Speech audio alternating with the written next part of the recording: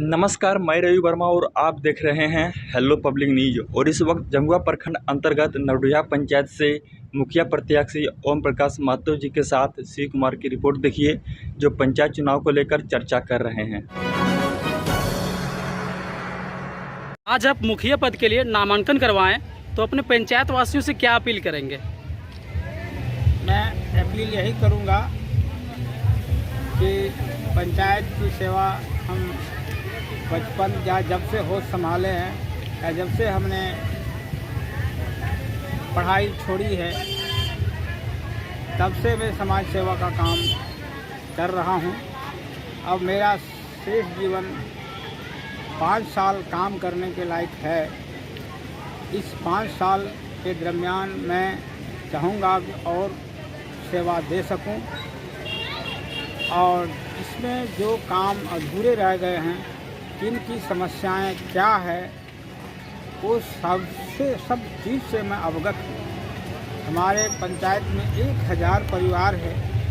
हर परिवार की समस्याओं से मैं अवगत हूँ। क्वारंटाइन का जब समय आ गया था, उस समय मैं अपना घर द्वार समय भी छोड़ करके नवडुहिया उच्च विद्यालय में 34 दिनों तक क्वारंटाइन सेंटर बना कर रखा, और खाना पीना ठहरना, कपड़ा लत्ता, मच्छरदानी, सफाई, तेल साबुन आदि की व्यवस्था हमने किया। साथ ही साथ जनरेटर के भी व्यवस्था किया, और इसमें 1.5 लाख रुपए खर्च हुए, मगर सरकारी व्यवस्था से मात्र 1 लाख रुपया ही प्राप्त हुआ, जो डॉक्यूमेंट्री प्रमाण है।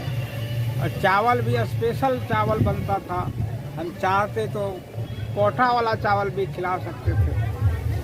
और इस तरह से महामारी को अपने पंचायत के अंदर प्रवेश नहीं करने दिया। और टीकाकरण अभियान के लिए एक टेम्पू रखा था। उस टेम्पू में बराबर हमेशा जो है सो कैंप लगता था।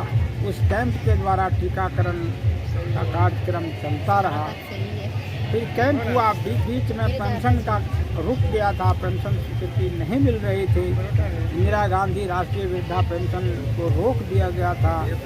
तो मुख्यमंत्री राज्य वृद्धा पेंशन, मुख्यमंत्री राज्य विधवा पेंशन, मुख्यमंत्री राज्य विकलांग पेंशन की स्वीकृति कैंप के माध्यम से हुई है। 250 लोगों को स्वीकृति मिली है, जिसमें से मात्र 100 व्यक्ति का खाते में पैसा गया है, बाकी अभी प्रोसेस में है, खाते में पैसा नहीं गया है। इस तरह से हर घर में अभी 500 व्यक्तियों को पेंशन मिलता है।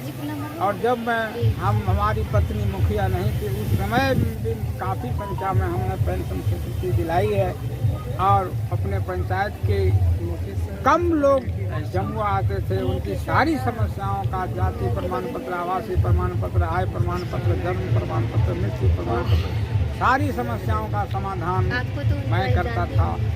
अभी 11 साल में मेरी पत्नी मुखिया रही, लेकिन किसी को ज़रूरत नहीं पड़ा कि हम उनके घर जाएं, मुखिया को खोजें। मुखिया खुद जो है सो हमेशा पंचायत भवन में उपलब्ध रहती थी, और किसी को प्रॉब्लम नहीं हुआ। हमारे पंचायत में कोई नहीं कह सकता है कि उसको दिक्कत हुई है।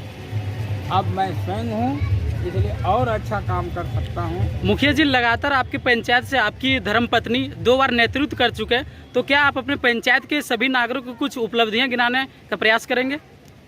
लगातार 2 वर्ष की नेतृत्व का अभी तक 500 वृद्धा पेंशन हुए हैं, है ना। 250 आवास की स्वीकृति मिली है, जिसमें 150 बन गया है। इस वर्ष 50 नया PMY के तहत से 50 की स्वीकृति मिली और 50 बन गया। तो इस तरह से पेंशन, आवास, 20 गो कुआं इस वर्ष बना। पहले भी कुआं बना, कुआं मनरेगा का कुआं लेना नहीं चाहता लोग, फिर भी 20 गो बना। आपका बकरी शेड पिछले साल भी 15 गो बना, इस साल 40 गो बकरी शेड बना, में 20 का भुगतान भी हो गया। इस तरह से बागवानी भी, हर गांव में बागवानी हुआ। नल और नाला हमारे पंचायत में आपको खोजने से नहीं मिलेगा, कच्ची सड़क, ये व्यवस्था नवडुहिया पंचायत की है। आप शिक्षा को प्रति लेकर क्या विचार रखते हैं? शिक्षा और सड़क दो ही विकास की रीढ़ है। ये शिक्षा के तहत हमारे नवडिहा पंचायत में +2 उच्च विद्यालय स्थित है। इस विद्यालय के शिक्षक के साथ तालमेल, बात व्यवहार रख करके अच्छी पढ़ाई, अच्छी गुणवत्ता की पढ़ाई करवाते हैं। और जो विद्यालय हैं, गांव-गांव में विद्यालय हैं, उस विद्यालयों में भी बराबर शिक्षकों के साथ समन्वय स्थापित कर शिक्षा का स्तर सुधारने का प्रयास करते हैं। और कोचिंग सेंटर के माध्यम से हमारे यहाँ कोचिंग सेंटर का भी प्रावधान बहुत अच्छा है। और आपको प्राइवेट स्कूल भी हमारे यहाँ खुला हुआ है, ब्रिलियंट कोचिंग स्कूल। और जो स्कूल शिक्षा का स्तर बहुत ही ठीक है और बेहतर करने की जरूरत है। आप जिस पंचायत से प्रतिनिधित्व कर रहे हैं, लगातार उस पंचायत नवडिहा को प्रखंड बनाने की मुद्दा चल रही है।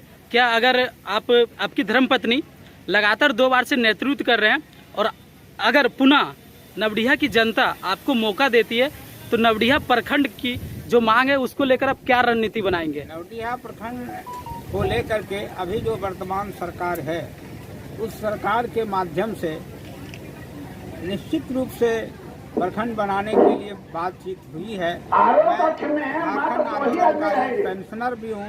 मैं शिबू सोरेन से जुड़ा हुआ व्यक्ति हूँ। हमने उनके सबसे करीबी विधायक सोनू जी से बात किया।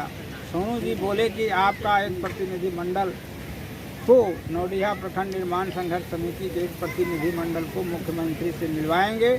और जो नियमावली है कि 18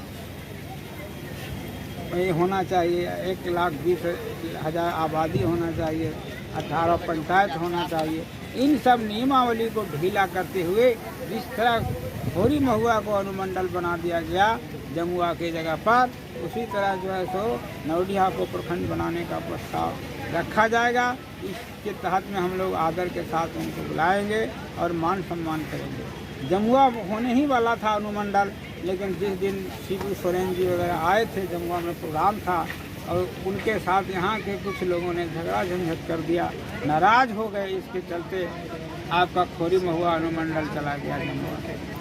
मुखिया जी, आपसे अंतिम और आखिरी सवाल है, आप जिस पंचायत का नेतृत्व कर रहे हैं वहाँ पे जल की समस्या, अस्पताल है लेकिन वहाँ पे डॉक्टर की अभाव है और साथ ही पानी को, तो जल और अस्पताल को लेकर आप क्या विचार देंगे?